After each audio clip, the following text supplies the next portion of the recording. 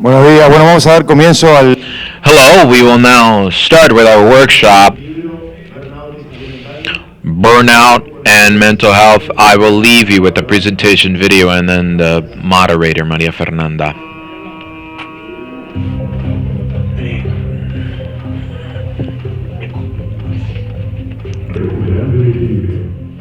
Getting back your balance, burnout, and mental health.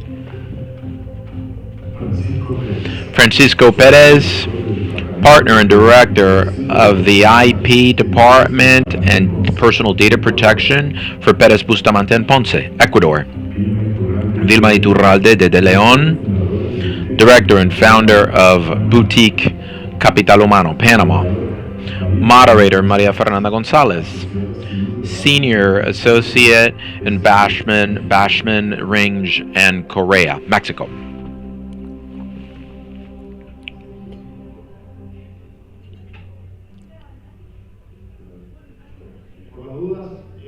So just in case, the workshop for arbitration is over at Revolution.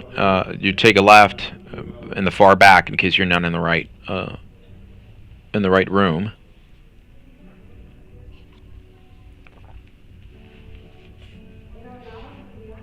Hello, good morning. Thank you very much for being here with us. Thank you for being here. I would like to introduce to you two great people, professionals, Francisco Gotena and Mr. Leon. They will talk about burnout and mental health. We were just talking about that a while ago, and we were saying that this is a topic that a lot of us go through and a lot of us say very little about. We want to find this space so we can share this with you, talk about this with you, and I will present Francisco Perez. He is a senior partner. He leads the IP and personal data protection area in Perez, Bustamante, and Ponce in Ecuador. He has three patent brands, innovative. He leads strategies for great brands, international brands. Francisco has been supporting the most international intellectual properties in Ecuador, like ASIPI and the Ecuadorian group for intellectual property protection, AIPPI. He's also been head of ASIPI and some other areas that are focused on trade protection. He's been an intellectual property professor for masters locally and participated in different forums in Ecuador and internationally. Francisco has also been an intellectual property professor in master's programs in local universities. And sorry, I meant to say he's been a pioneer in mental health issues in the legal workplace. He focuses on close the back, neuro intelligence. He also does yoga, and as an instructor, he does Galini Hatha Randagion yoga practices. He's head of traditional yoga practices in Ecuador, and he also does professor work in conductive behavior in Ecuador. So he's an expert in different areas. And now Vilma. She is the head of Boutique Capital Humano, Human Capital. She's certified on organizational happiness. She is head of the virtual program Dress to Success. She is the head of Boutique Capital Humano, or Human Capital, for more than 10 years now, focused on human capital, and she is helping Vivank Panama with human capital development. This is an organization from Guatemala. She studied in the Catholic Santa Maria University. She got a master's from the University of Panama. She's a co-author in books, and she is also part of different associations.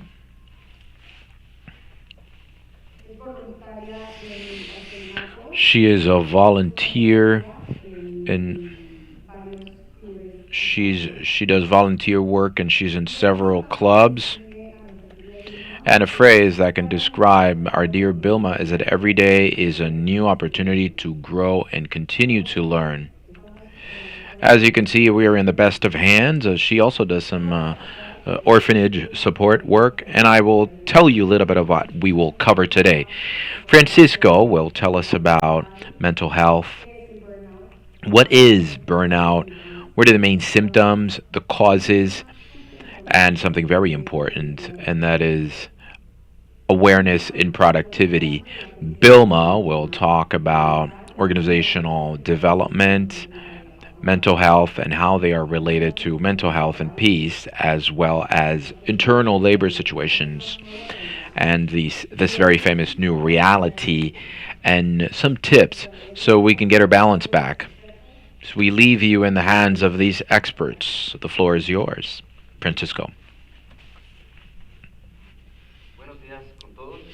Thank you very much, everyone. And just like Maria Fernanda, the issue we will discuss today is of great importance for the legal area, but quite frankly, for all industries, current industries. A lot of you are probably wondering what someone asked me during lunch yesterday, and that is, what is an attorney doing up on stage talking about burnout and mental health? And I think this is a valid question, and I will start with that, and I will tell you a bit of a story. I am already 31 years into being an attorney, and about 17 years ago, one afternoon on a Friday, I was leaving for my last meeting in the week, and I had a pile of things pending and a lot of things on my mind, and I was worried about many things, and I was stuck in traffic on a Friday in the city of Quito. All of a sudden, I felt some pain in my chest. I felt like I felt some pressure on my chest. Then my left arm was numb, my left hand was numb, and I felt anxiety like I never felt before. And the first thing I thought about is what you're all thinking. I'm having a heart attack. But there was no way for me to move anywhere. Traffic was crazy. I couldn't move anywhere, so I grabbed my phone and I called a friend who is a non-traditional medicine therapist, and he said to me, "Park wherever you are, lie back, you know, turn on your speakerphone, and do what I'm telling you." I couldn't do anything else, and he gave me some breathing exercises. He took me to see some things that I had to see or visualize, some words that I had to repeat, say back to him. And after many minutes, my anxiety went down, the chest pain went down, and he said, "Look, what you're having right now is not a heart attack, but actually an anxiety attack, a panic attack, or a breakdown." I had never heard of this before, so I didn't know what this meant. So this relaxation process ended. I, took my car, went to the hospital. 2 hours after the hospital, I had a long list of tests that I had to get. And everything said that I was healthy. There was nothing wrong with me. Everything was in my head. Everything was a product of stress. And they told me, "What you just went through, sir, is burnout." So I started to look into, so this will happen again, and it will only happen because, think about yoga. I took on yoga, meditation. I studied bio-neuroemotion, which is a relaxation thing, Reiki back, and I ended up getting a master's in psychology and doing more research on this based on my own experience and what other people had seen. That's the story on how I am here now as an attorney and not talking about brands, but actually talking about mental health. Now, let us watch a quick video that was put together by some very talented young men, especially for this presentation. Can you turn on the sound, please?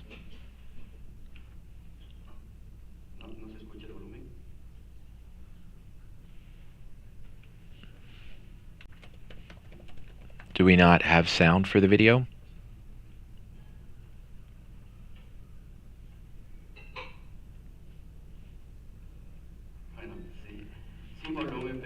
Okay, so no volume, but it's basically a video that exemplifies what we will discuss and where we are right now.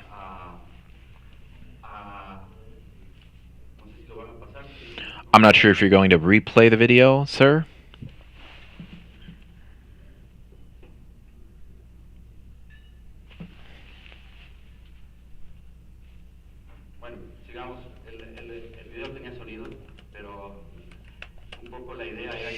So the idea was for you to understand what burnout is. So burnout is basically this accrual or accumulation of circumstances that take us, like, this gentleman on the cartoon, to get burned out with a lot of the, because of our work. So we push ourselves so far physically and mentally because of ongoing stress. It is usually referring to the work sector, but you can have a burnout situation with personal issues, family issues, and in different ways. And it is usually a compilation of issues that end up making us feel burned out. WHO does no longer see it as a condition, but they have indicated this is actually a disease of some sort that has to be taken care of. So now let us take a look at some data. You can see that attorneys are one of the top 10 people having burnout. We all know why. There's no need to explain that, but it just reflects on how important this is. This information is based on research done by the attorney bar in Madrid, and 6 out of every 10 attorneys have gone through some kind of anxiety situation caused by work. Also, by seeing all this, we can see that close to 50% of the people surveyed have indicated that they have or are having or have had an issue that has affected their workplace in a negative way.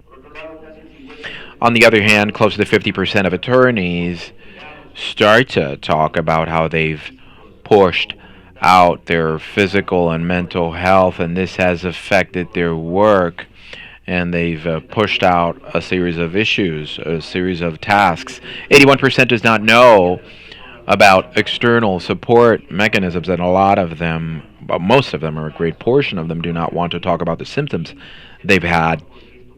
And they are worried because this can affect their careers and they can be seen as fragile or weak. Now, going right into it, what are the symptoms around burnout? You can see some of them on the screen, but it's mostly ongoing tiredness, which doesn't go away with resting or going on vacation or just taking a nap, or they do not go away easily. Is that mental wear out, physical wear out? It doesn't matter how much you sleep and how many vacations we take, you still feel the same. And it can be expressed in many ways. It goes all the way from low self-esteem, anxiety, depression, or just a full-on breakdown or collapse like the one I went through that I told you about. And what are the different causes? This is what we've already reviewed, and we've taken a look at statistics and what are some of the symptoms, but it is important to understand where this is coming from and what can we do about it. And this is what I hope is useful to all of you today. So the causes are different, and you will, up on the screen, you will see a series of things with different names. They go from fear, beliefs, self-esteem, something called the human giver syndrome.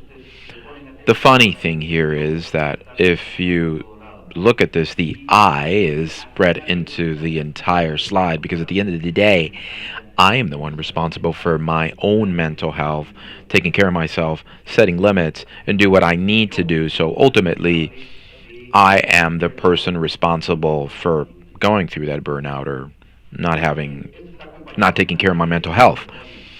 This is also paired with a series of incorrect notions of what this is. I can be seen as weak. All you need is a vacation. And the last one I like the most. This came out of a talk where someone said, burnout is a millennial's invention, right? So, like we said before, it is a disease. WHO has already deemed it as a disease. Misconceptions about this is what we need to get rid of, because if we have this preconceived notion, we cannot even accept or even take a look at what we are doing. So today we will talk about basically key causes. Because of time constraints, we will talk about this quickly, and we will talk about the stress cycle. And this is the inconclusive stress cycle. And stress, like I said at the beginning, has nothing negative about it. Stress at a certain level helps us to move around. If you're not stressed about crossing a road, you can get squashed by a truck. But prolonged stress takes us to feel burned out. It starts like something external. Then we start to have a reaction. That means flight or flight. Fight, flight, or fright. So blood will go to my legs. My heart will start pumping blood faster, and then I will have some other factors that will come into play. Once this happens, we have to recover ourselves and feel that we are safe.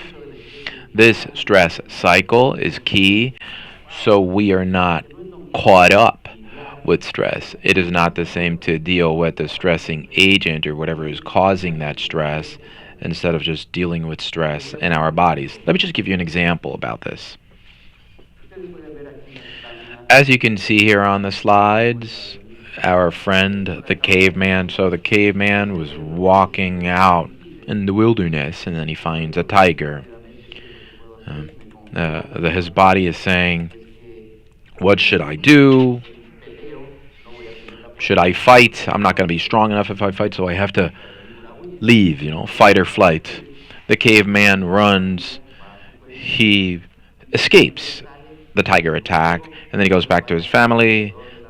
They put up a fire, and they dance around the fire, and they're happy because he's safe. Him and his family are safe. That dance the caveman does at the end of that story is what allows him to get rid of that stress inside of his body. So the tiger was a stressor, and the dance afterwards, that celebration dance, is what tells his body you are safe, and then stress can leave the body.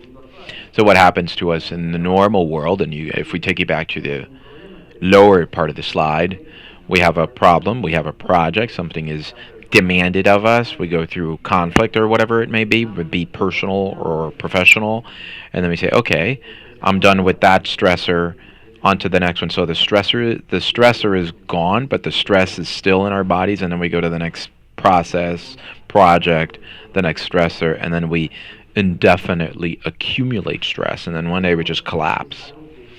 This is something that the caveman knew he didn't have to do it this way, and animals know they don't need to do it this way. Some time ago, I was looking at a pond, and I saw ducks fighting, and they fight pretty viciously, actually. So they fight, they start to flap, they go to one side of the pond, and they flap for like 2-3 minutes. What they're doing is getting rid of that stress cycle after the fight. They immediately know they have to get rid of that stress, push it out of their bodies. The stressor was a fight, and they're getting rid of that stress by flapping and pushing that stress out. This is a big issue in our world. Otherwise, we can end up like we've seen it with great athletes and professionals. You all know this image. Simone Biles in Tokyo collapsed completely, and she wasn't understanding what was wrong with her at the moment.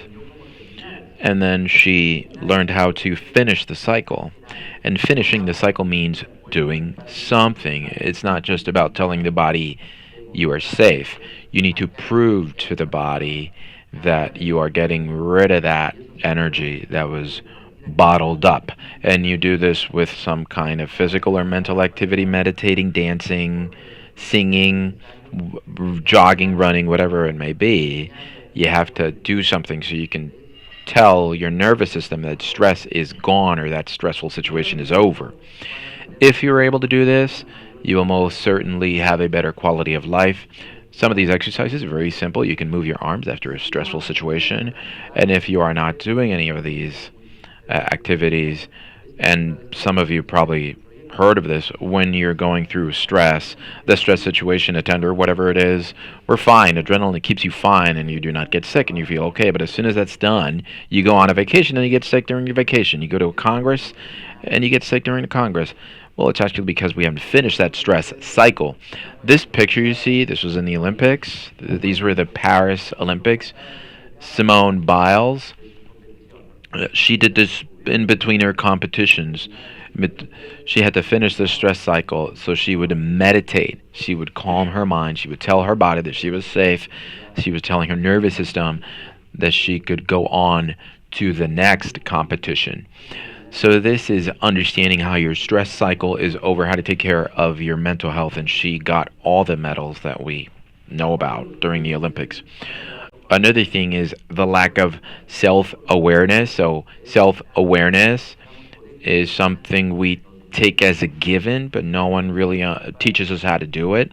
And the main tool is what loads me up, what takes my energy away, and this is something fully personal. What can take away and what can drain you may not drain some others. So I am charged by nature. I am depleted by crowded places. So I like to be with my friends. It charges me, but if it's for a long time, it drains me. So you have to find what helps you, what charges you, and what depletes your energies. Someone says it's like a bank account. If all you do is spend and spend and spend, you will have overcharges and you will run out of funds. So you have to charge your account. You have to deposit into your account. So we need to understand this so we can avoid burnout. As part of self-awareness, there's the resilience point. Resilience is a technical word that you use in technical materials or in physics. How long can something be bent and then go back to its original position? And this applies to mental health. You have to understand how far can you bend without breaking, because not all people react the same. Some people here can say, hey, if I sleep 4 or 5 hours, I'm fine. And some people say, hey, if I don't sleep 8 hours, I'll feel wasted. So you have to do things based on what you need, and you are the one responsible for taking care of yourself. And we are all adults. We're all prepared. And at this day and age, we should not say, I didn't know what to do, I didn't have time, or whatever it is you want to say. So self-awareness is an essential factor so we can have a better life and avoid having these issues. So this one, you see, is another one of the causes for burnout and some other most serious issues. It's called the human giver syndrome. And we use these drawings for the presentation. It's this condition where some people, all they do is give and give and give without taking care of themselves. This is very important for women in the workplace who have small children oftentimes and have an environment that demands they do that kind of work aside from other environments. As you see, you have the older man, the man cooking something on the fire, and people start to box you into that, and when you want to move away from that position, they say, no, go back to being a mother. You can't leave the kids to go to the gym. How dare you? It doesn't only apply to women, but with women, you see the highest stats of human giver syndrome. I love this phrase up there, and it reads, it is not necessary that you set yourself on fire so you can warm people up. So that means you do not need to forget about your kids and your family so you can do these things, but you have to find that balance, that trade-off where you do not burn out and you can still do what you need to do. This one person said to me, I cannot go to the gym, Francisco, at night because I want to go to the gym, but I can't because my kids are at home. And I told her, well, they also have a father, so you should get some help too. Maybe you can take Tuesdays and Thursdays, right? If he goes and plays paddle or whatever, I know we live in a macho world, and you get boxed into a position, and you cannot move away from that position, and then you'll be in a bad position with everyone, with the father, with the parents, with the children, with everyone, and you'll get burned out. We've seen it many, many times playing with our children and nephews, and we're doing something, and we're looking at our phones, so we're not in the here and now. Ultimately, they would just say, "Thank you," and then whoever's really taking care of things will be burned out. Beliefs. I will not go into these because of time constraints, but let me just mention the first one. Belief is something that you've been taught or you've self-taught at some point. Society takes you into one belief, and the first one is, by the age of 30, I have to have my life figured out. I've heard this a million times.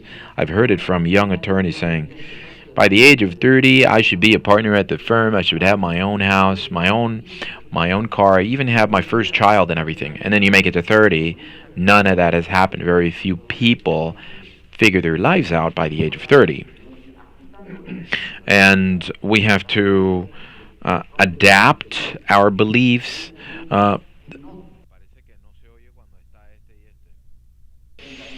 Very few people make it to the age of 30 with everything solved. So we have to break away from that belief and monitor what we're doing. This does not mean that we have to give up on our dreams and our goals, but we have to really oversee, monitor things. If it's not the age of 30, if I have a career plan, I have to have a career plan that will allow me to continue to set goals without burning out. The last thing is what we call awareness and productivity. When I've talked to people about these topics, and people have said, let us not talk about these things. Because here at the company, one of our metrics is that we all do a lot and we work as much as we need to work. And I tell them that this doesn't overlap, being productive with taking care of your mental health. These things do not overlap, or you do not have to have one or the other. There is evidence now that you can produce effectively without burning out. Continue to do what we need to do and do what you see up on the screen. Use your energy so that your work is consistent with your lifestyle. That lack of consistency will take you to very, very serious anguish and depression situations. What do I mean by consistency? Some people say, my family is what is most important to me. My kids are what is most important to me. However, you leave at 6 a.m. in the morning and you get home at 11 at night. During the weekend, you play tennis with a customer, with a client. And if you go on a trip, you meet with some of the partners at the office, and then you never spend time with your kids. So you're not consistent. You're saying, my kids, my family, my environment is what is most important. But it's not really that important. Now back to your company. You can be aware of what is happening. You can take control back and be very productive with some exercises and always practicing that awareness that mental health is first, because if we burn out, and Vilma will share a company's point of view, you are not useful to a company nor to the firm or a legal counsel there. It's a loss, if you will, for everyone. And I have some ideas here, and I'll wrap up with this. This is how you practice awareness and productivity. So, simple things, small pauses, self-awareness, I've already mentioned that. Take care of your mind. Intervals. We've been taught to take care of our bodies, but no one has taught us to take care of our minds. What information do you take into your mind?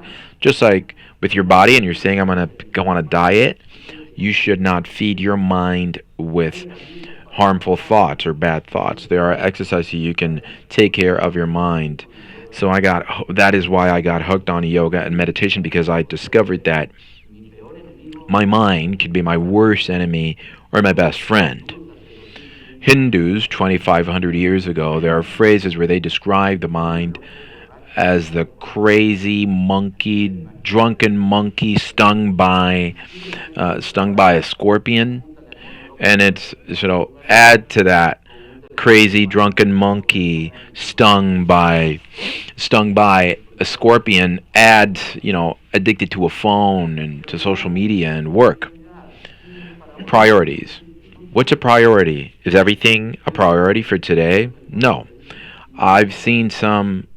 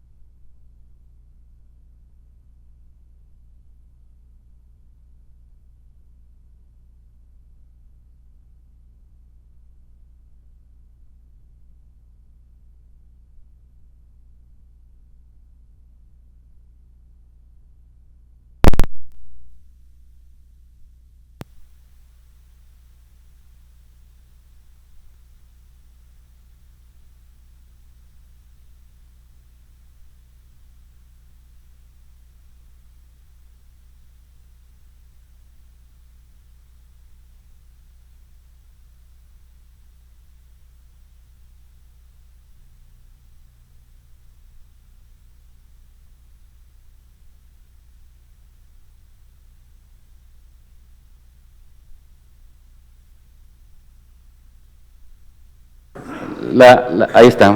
Ahí fue. Here we go. Is it working now? Okay.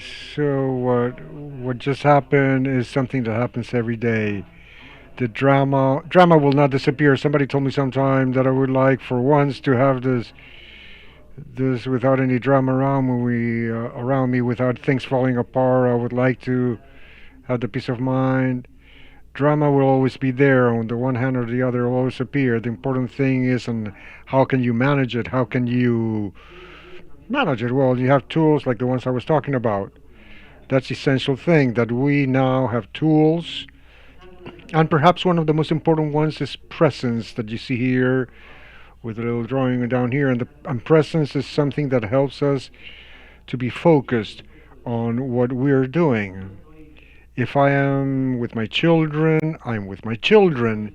If I'm with a client, I'm with a client. If I'm with my friends, I'm with my friends. If I'm with everybody at the same time, I'm not with anybody. Presence allows us, helps us to bring down the nervous system, to balance our whole system. And it's not so difficult, but it requires practice and awareness to start. Yesterday I was talking to somebody, and it's this person asking, what do I do? My mind is always straying all over the place. And I say, focus on the sole of your feet. You're talking about an exercise. Well, while I was waiting for audio to be reconnected, I felt that I was connected to my feet. And this allows me to be present and know that it's going to be over soon. So presence is something that we've lost almost completely. Our mind is always either in the past or in the future, when actually the only thing we have now is the present. If you want to go to the past to look for an experience that you want to simulate, well, in a volunteer manner, you can go to the past. You go back and see what the experience was and what was wrong, and you go to the present. If you want to go to the future to have a goal, I want to save, I want to be a partner, I want to do this, perfect.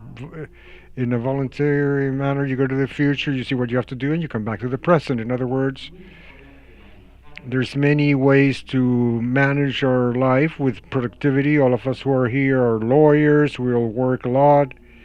Nobody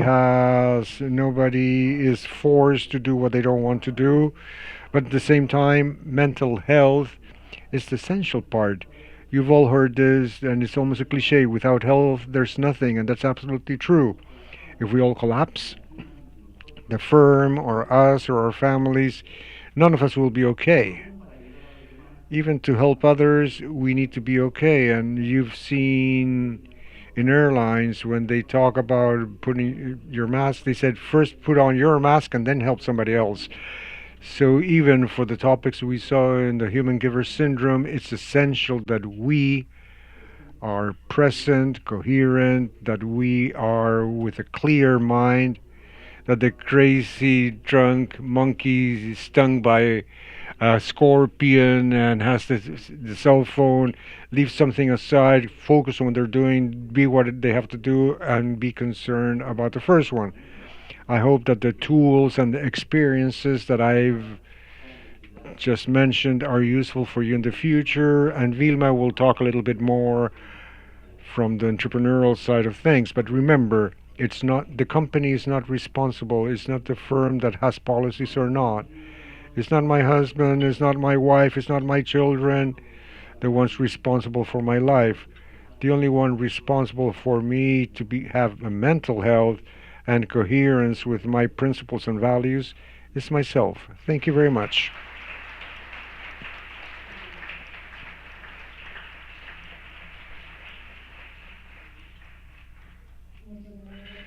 Thank you, Pancho. I'll leave you now with our expert, Vilma, to talk from the enterprise point of view. Thank you very much. Good morning, everybody. It's a pleasure to be here with you. We'll talk today a little bit about recovering balance and everything related to mental health. This conference, Pancho's conference, has been excellent and it's been like a gift. I want to ask in this image, what do you see? What does this image tell you? It tells me that this is a person that's concerned and stressed, very focused. Does somebody see something else here and would like to mention it? I picked it because I believe is pertinent. Tired, right? Yes, there you have right next to him, and this points to lowering stress somewhat. But these conditions sometimes we have them in our home, in our office, anywhere where we have to contribute a part of ourselves at the professional level.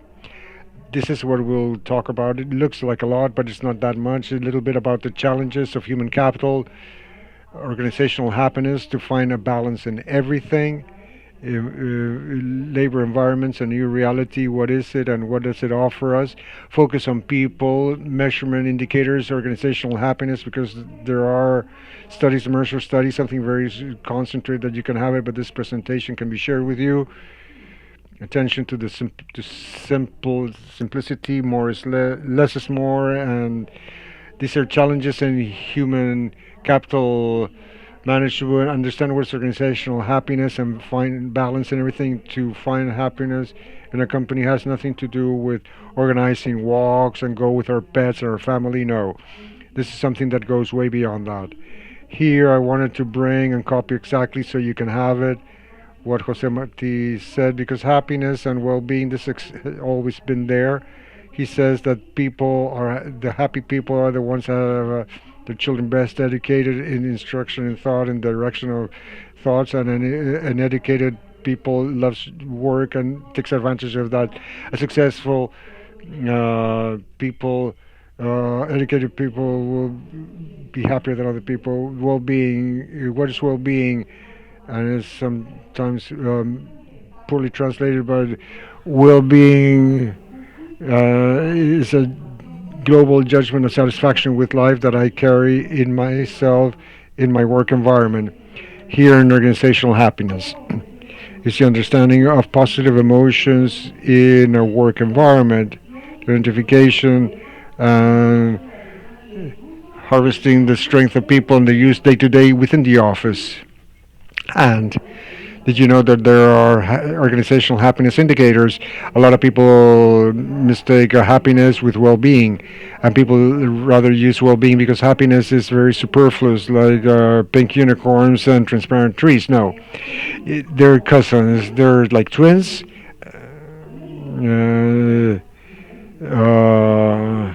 Twins and identical twins and twins. The twins are very similar, but they're not the same.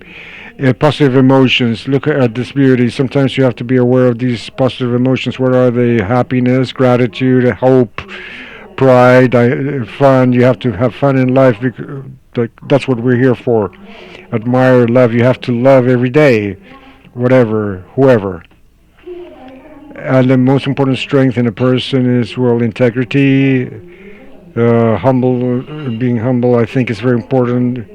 You know the secret of the bamboo plant that it takes so long to grow, and once it's tall, this bamboo plant it leans the most. The leaders in the new reality have to be the same. The more they grow, the more humble they have to be because being humble allows you to be close. Prudence, and I put in parentheses something that I believe is called triple E prudence. When something bothers us or something makes us full of emotions that are not good ones, for example, anger, you have to use your triple E equanimity, balance, and elegance, or equilibrium and elegance. If we don't have prudence in our actions and we're not equitative or balanced in what we do, or we don't use the adequate words, we lose elegance. Sometimes when you're angry, you use the wrong words. So it's important to maintain prudence in all these things when we are involved in our emotions. Open mind, because now everything changed. In offices, very formal offices, tattoos and piercings. Well, before when I started working, that was a no-no, or you cannot do it. Women, we could not go without pantyhose. We have to use pantyhose to work. Wet hair, forget it. Men could not have long hair. They told them to get a haircut. Tattoos, cover them. Makeup or whatever, or don't use a skirt. If a woman had a tattoo, use slacks. So in this new reality, you have to have an open mind. Emotional intelligence, because sometimes we plan things to happen like we want them, 1, 2, 3, because we're experts planning, and then it didn't happen at the end of the day. So I'll blow my lid with whoever, or I overstep my boundaries with whoever, and they start thinking that I lost my emotional intelligence in four walls in the office. This is too important. There was a person at some meeting that I had that he said, no, that's not fashionable anymore. I think that self-control is never goes out of style. Perseverance, you have to persevere in everything you do. And adaptability, which is the first trend, the most important trend that we are being subject to here in 2024 and what comes for 2025. And this is my own definition of happiness, well-being, to have mental health and peace at work. If I feel gratitude, I feel peace and serenity where I am because my leader, I feel close to the leader because the leader trusts in me, because the leader's committed with me to guide me, and my labor environment offers constant growth and constant development and acknowledges my achievements. Well, I will be at peace. Obviously, not in my comfort zone, because the comfort zone is the most dangerous thing. But if I have all these three things with me, I will be okay, and I will be enjoying what I do, because to be in a work environment, if I have everything that I mentioned before, I can say I'm happy. The work environments today, what do they offer us? What do they represent? What are they? And definitely, they are challenges every day, incredible challenges that we must face in order to also offer opportunities and to strike a balance in everything.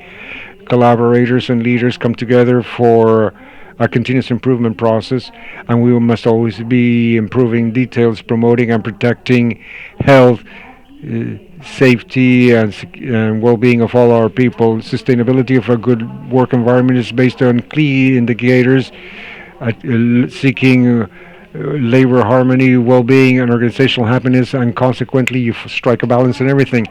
This is an image I always bring where I'm invited to participate, that I believe that this is where you have all the change and what has made us more aware that we truly everything is possible.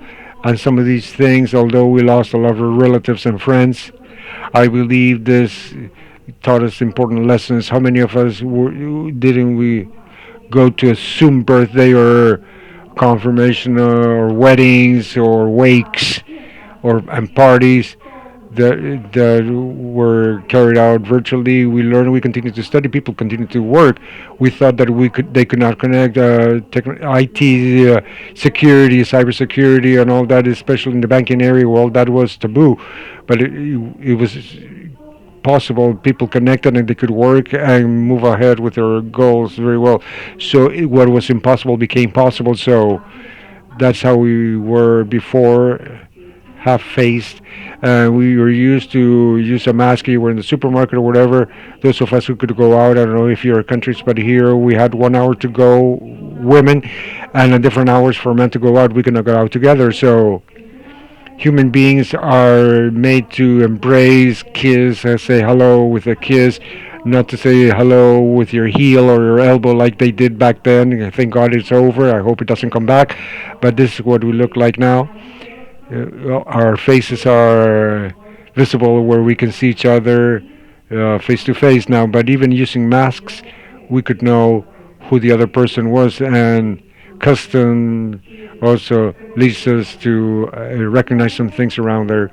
The new reality, what does it offer us? Imagine everything that I mentioned before, virtuality, that is here to stay. We're more effective with virtual meetings because you don't lose a lot of time. You can be in a meeting for 2 hours. It's a lot, and it's not good for your eyesight. Emotional intelligence, important. Emotional intelligence, because we have more pressure lately. There was a pandemic. We had confinement, and we have to move business ahead. So you have to always be alert to that. And if something doesn't happen like we want, there you have the thin line that where you lose in emotional intelligence and resilience. You have to face things as they come up and move ahead.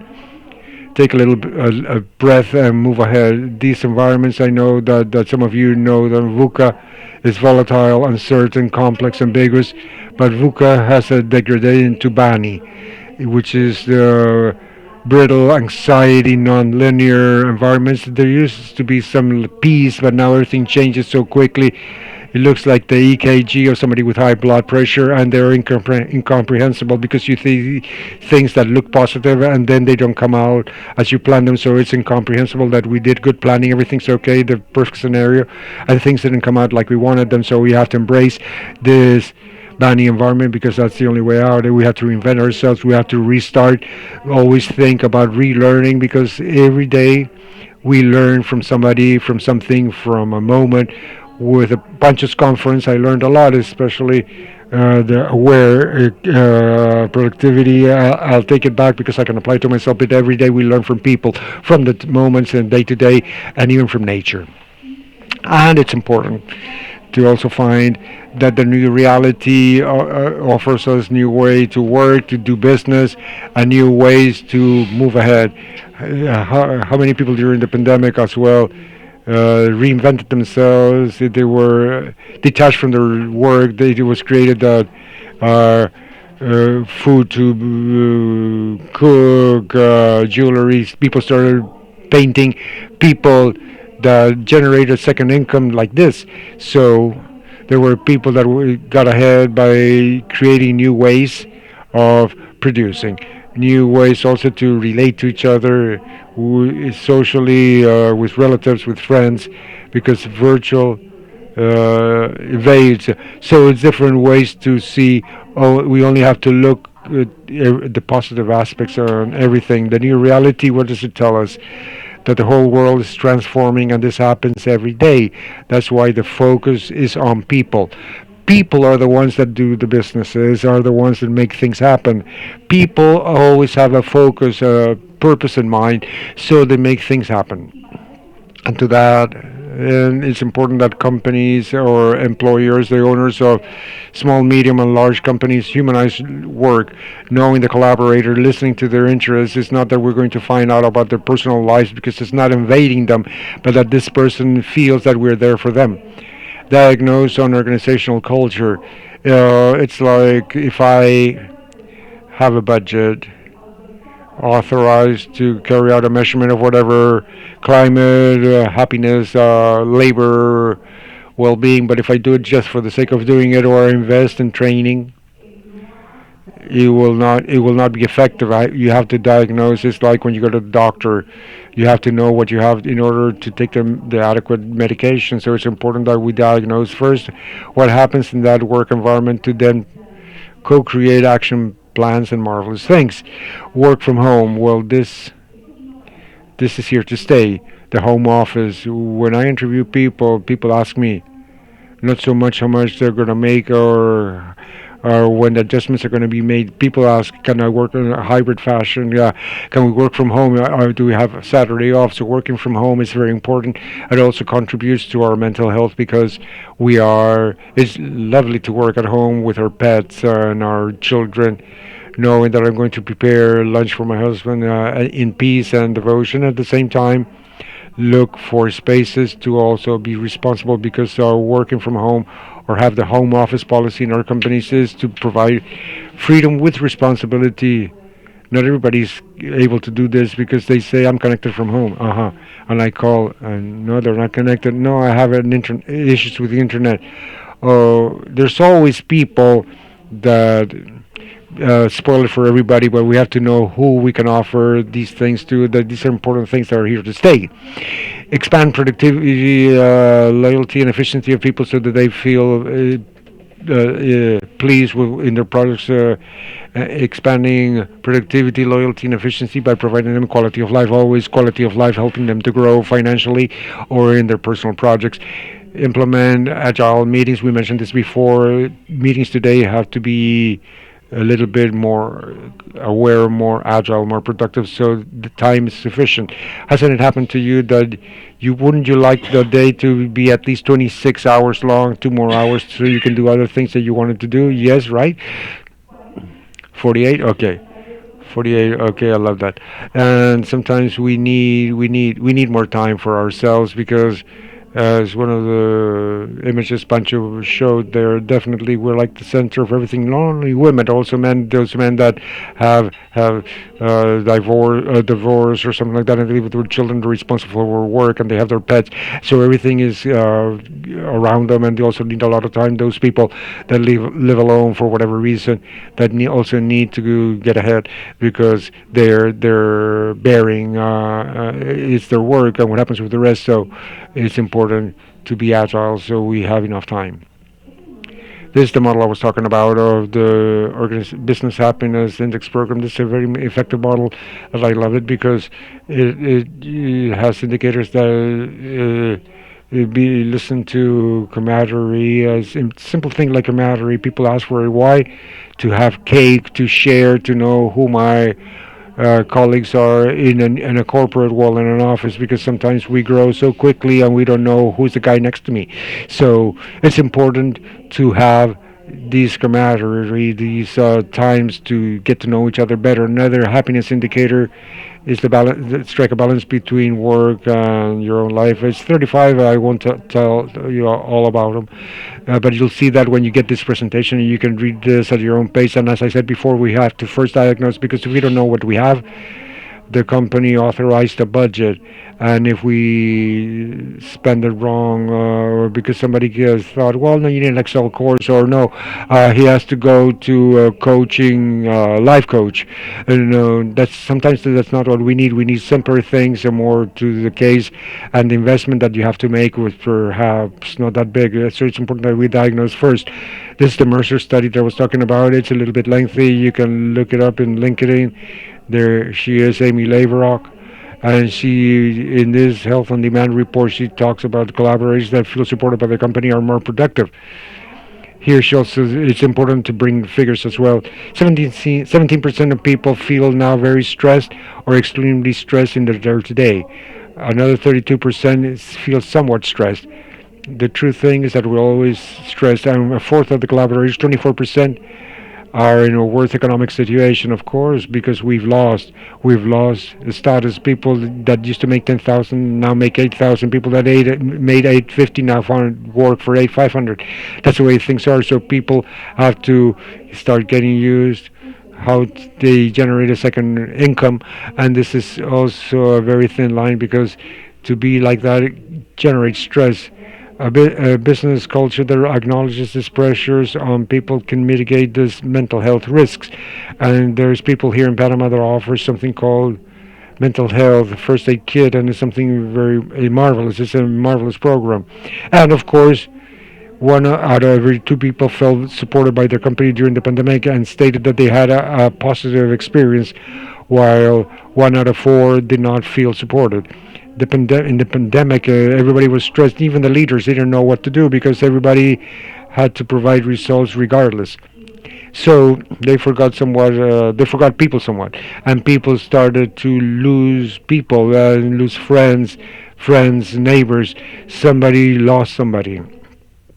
So we reacted and we said, we're here today, but tomorrow we don't know if we'll be here. So if I'm stressed within my office confinement, so it's not worth it. So you have to stop for a minute down the road because we have to do it. We have to do it. Here, mental health in the workplace starts from senior management. It's important that the domino effect starts from the top, and we lead through example. And to create an environment where people can prosper, you have to have a cultural change, an authentic one. So this is successful, truly. Mercer also talks about 6 standards to improve mental health in the workplace, and here you have the 6 standards: demand, control, relations, the function or duty, change, and support. All of this is related to the balance scorecard or measurement topic. So where am I? How am I doing? What do I need? Where am I heading? Where's the stone down the road? We saw a move ahead. The support from the managers understand the assistance duty, how to direct people to assistance, and the collaborators that have access to mental health benefits through their employers. 64% of the collaborators with access to mental health benefits state that they feel very well supported versus 44% that have no access. And 42% of the collaborators with access to mental health benefits state that it's less likely that they'll leave the company versus 27% of those who do not have access. This is all very important, and U.S. businessmen, consultants, and owners of companies or leaders, it's important that you take this into consideration with people because they're valuable people that work for us, with us, around us, and we don't know how they're doing because we can think that they're doing okay, but they're actually not doing okay, and we have to be aware of this in terms of how our colleagues are doing on the leader. Everybody thinks that the leader always knows everything. No, the leader doesn't know everything all the time. The leader needs his team, his winning team, in order to move ahead and know what to do. And of course, focus on things and achieve the strategic goals that have been set out. Here to wrap it up, recover balance. Important to take care of our mental health and the mental health of our people, and to avoid that burnout. We have to be attent to the simple things. And to that end, well, integration and teamwork create synergies with other areas to achieve the collaboration of people and between departments. Provide spaces to listen to people, effective communication or assertive communication. Where I work, I created the happiness and serenity room. Everybody was laughing. Oh, they really use it now, and they're asking for it because to speak, people need private spaces. People cry sometimes. Sometimes people need to be heard. Indicator of organizational happiness. Sometimes people cry. They need to talk, but if that collaborator looks for you, I mean, it's not get involved in anybody's personal life, but it's important. There's people that meditate. There's people that breathe. So a little spot that they got is looks like a very small room. I have a rug. I bought 2 couches, and people want to meditate. They go there.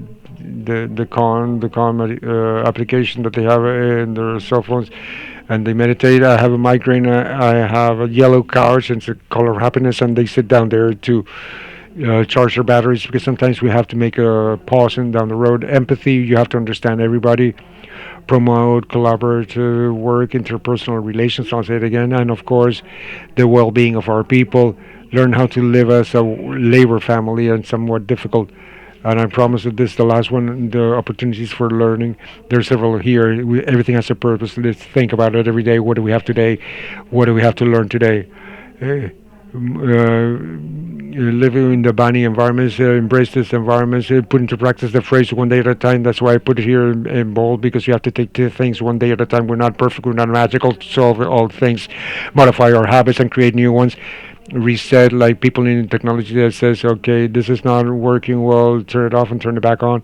And it's like that. You have to reset, you have to relearn to be able to be a better version of ourselves and be solidary in all sense, listening, support our people above all. Thank you very much.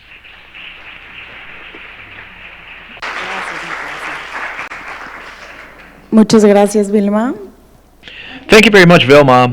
Before we open the floor for questions, I would like to ask you a few questions. So, first, Pancho, based on your experience, what do you believe is the first symptom and what should we pay extra attention to so we can avoid burnout? Thank you, Mafer, or Maria Fernanda. You have several, but tiredness is the first one. Is that tiredness? Like I said a while ago when we were talking, this is not something that goes away easily. This goes way beyond what's normal. You cannot really recover from it. So when you have this situation, this is definitely a red flag, and this is something you have to be worried about. You rest, you sleep during the week, and then I come back to work and I'm as feeling as negative as before. And then the number two, uh, they call it in burnout, they call it cynicism around work. So you're very critical of everything that's happening. My boss, my colleagues, my space, my chair, everything. There's a negative connotation around everything. And this is definitely a red flag. If burnout is more serious, you will start to see some effects that are more serious, like anxiety and depression. Small symptoms of depression that are difficult to recognize and difficult to admit because it's not as cool or and nice to confess or admit that you had a panic attack. I mean, if I ask by show of hands who had a panic attack, I mean, now people will say, yeah, me, because burnout is a syndrome at work. But if a panic attack, very few people will say I. So acknowledging this is happening is key, so you can understand that something is happening, and you're probably going through some burnout situation. Thank you very much, Pancho. We were just saying earlier that burnout is a very current issue. It's probably a silent issue. A lot of us go through it, but very few of us say anything about it. And I think this is very important to discuss and understand what the first symptoms are, that the ones we should pay extra attention to, so we can solve these issues that are actually seen, expressed physically. So now, my dear Vilma, if I may, what do you think is the best way to approach our bosses, HR, or management so we can express issues that are related to burnout or unhappiness? Well, I work in the HR industry, and people approach us, and I think that we should be open to have to communicate about this and portray our environment.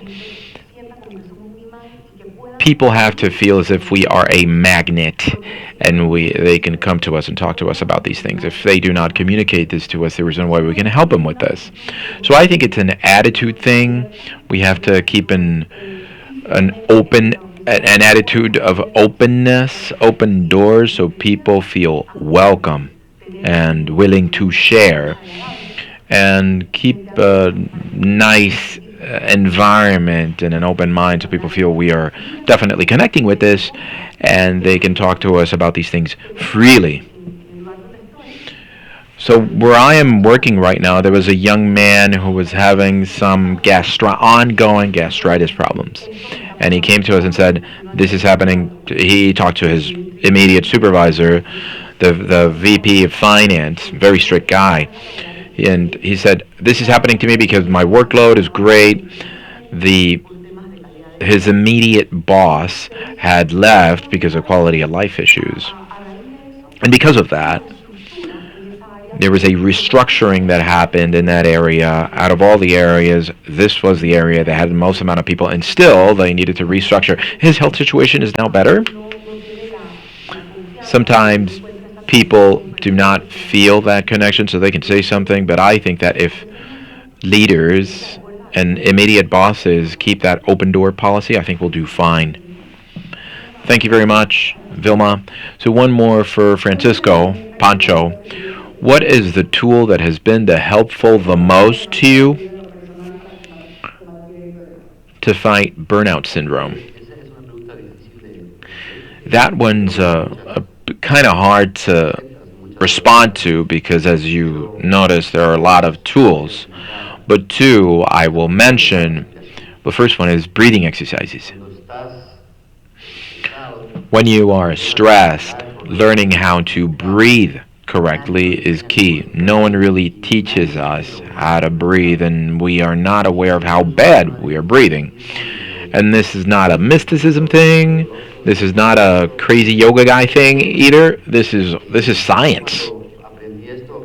When I learned this, I started to seek out some help when I was having going through that burnout situation. And the first person who approached me and said, "Hey, I can teach you yoga and teach you how to breathe," and I said, "No, no, no. Yoga is a bit of a cult for crazy people." And I ended up becoming a yogi, a yoga professor. But at the time, I didn't know about breathing. So breathing, when it comes to stressful situations, and there's this technique called squared breathing. So squared breathing is you inhale, you count to five, you hold it in until five, you exhale, counting until to five, and then you keep it out until five. So you do this for several minutes, and you will quickly start to balance yourself. Now, today's workshop is called Getting Your Balance Back, and this is the first tool so you can battle high stress situations. And this is definitely something that works when you're anxious and when you're worried about something, you start to hyperventilate.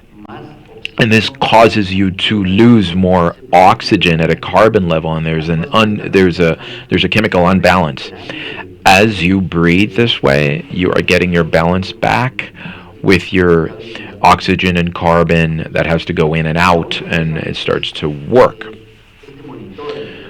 And then this monitoring, like I was talking about. So pay attention to what is happening.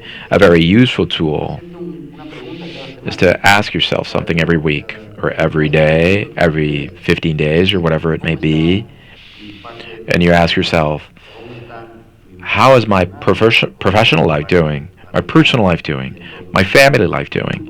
And my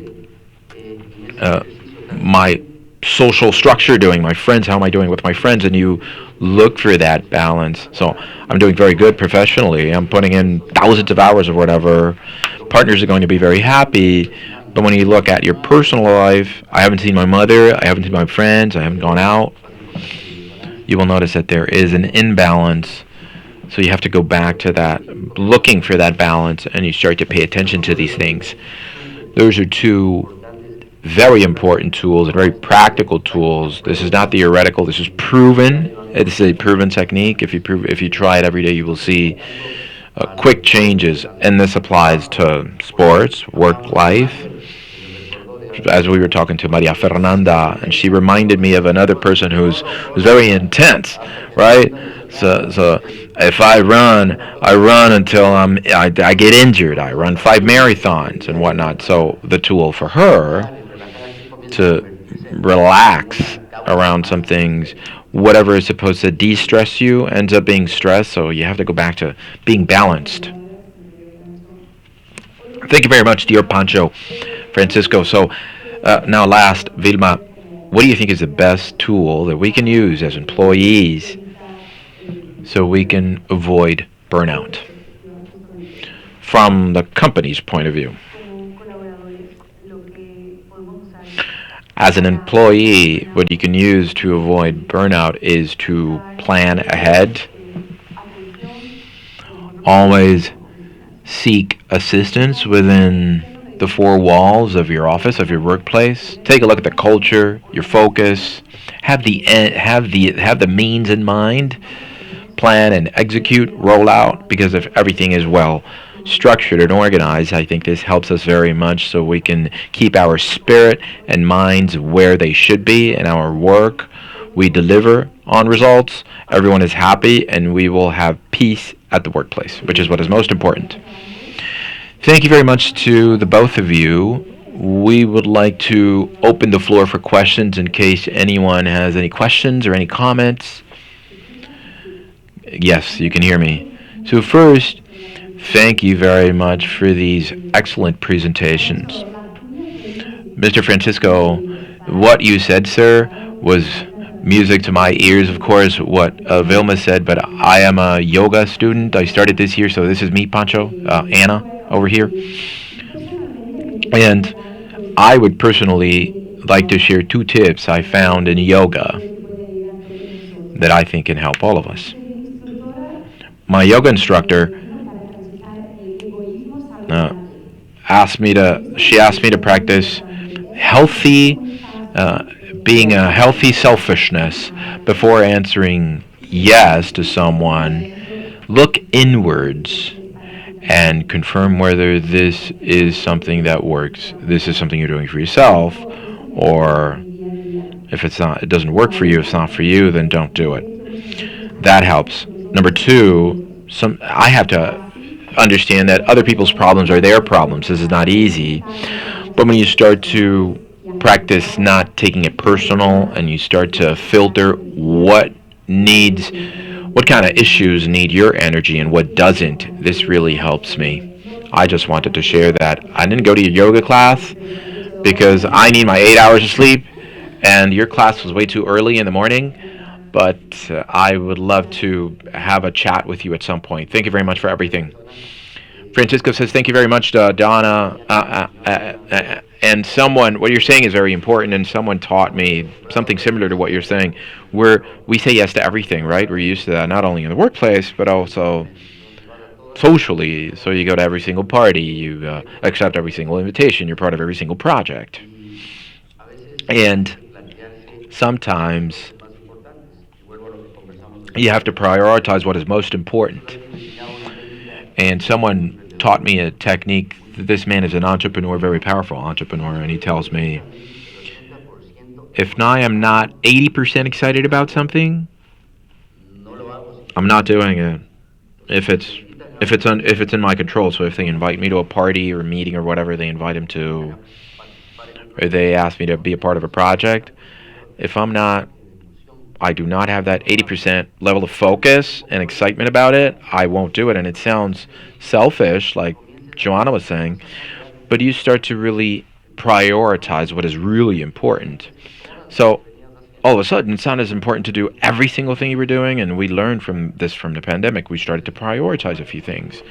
So I agree with you, Joanna. Ask yourself, how excited about this am I? And if you're excited about it, do it. If you're not excited, then that selfishness, awareness in selfishness is very good. Thank you very much.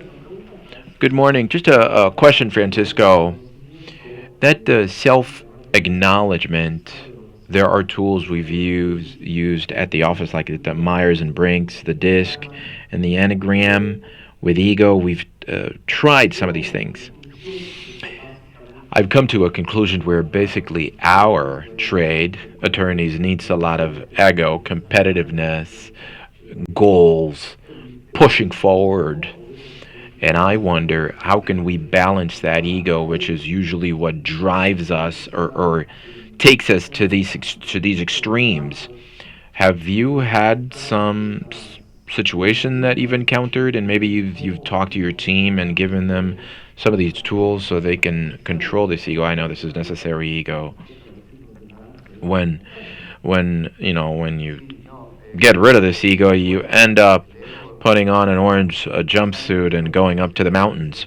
Now, interesting idea here, what you've brought up. Ego is this thought, but we're not that. And we label ourselves. What are you? I'm an attorney. I'm a yoga instructor. I'm an athlete. What if you get rid of all those labels and you have now disappeared? But there is more to you after that. But yes, being an attorney is very complicated, and we see it every day with our colleagues, friends, partners, bosses. And the main action around it is something you're already doing, is acknowledging it and looking for that balance. And to your question, with my work team, my partner is here, Margarita, and she's seen it, and Rafael is here too. It can sound corny and maybe a bit of a cliche, but I apply this every day in my work life, and that is us attorneys. We love to say we are sharks, we're tigers, you know, we're mean. But I tell my team, we're not sharks, we're dolphins. Dolphins swim together. Dolphins do not bite each other, and sharks are afraid of dolphins when dolphins are together. So this has been good for me and my team, so we can be aware that this ego cannot get the best of you. There are other ways of working, and you can actually get things done. Sorry, we're not getting a microphone feed. Just a moment. Okay, now you can hear me. Congratulations, Francisco. Uh, your presentation is very brave, and it has been enlightening for a lot of us. My question, sir, is more for our specialist. Even though any of your thoughts are very good for this, I am an example. I am definitely an example of this.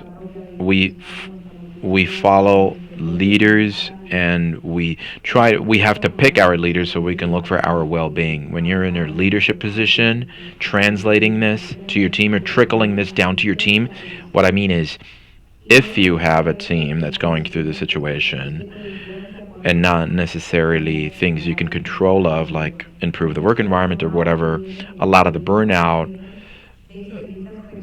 in recent situations has come from personal things, like how do you deal with maternity?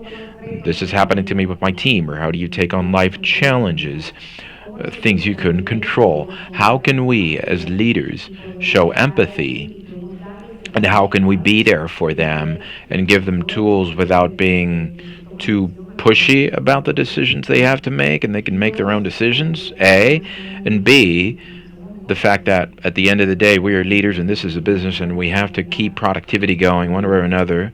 You know, the very famous billable hours and everything. The plans that we've set for the company. How can leadership work in parallel with being empathetic and having some balance in your leadership as a person, and also answering to the company and our business? I'll answer. I know, Pancho, if you want to reinforce this a little bit more afterwards. In my experience, what I do is I always listen to people. That's I have thousands of things to do, a lot of things to take care of, but listen to people when they need to talk. It's extremely vital for me. So the leader of the new reality has to be close. They have to acknowledge and commit and guide and make that person grow and flourish, the person that you have the honor of leading. So I always believe that talking and listening you go far and you teach also with all the spaces so that this conversation may be fruitful. It's not just speaking up in a moment in time that you have to do something, you have to deliver something, and somebody comes to talk to you. You're going to listen, yes, but you'll say, but you have to tell them, I have to, this deserves more attention, more time, and come back at such time so we can do it in peace and calm.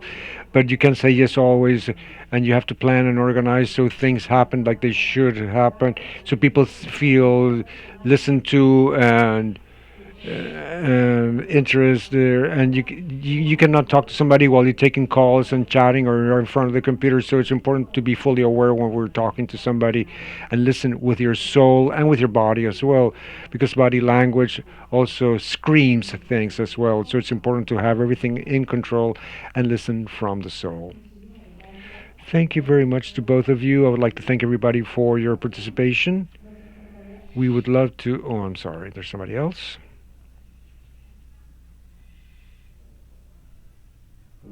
Hello, hello, hello.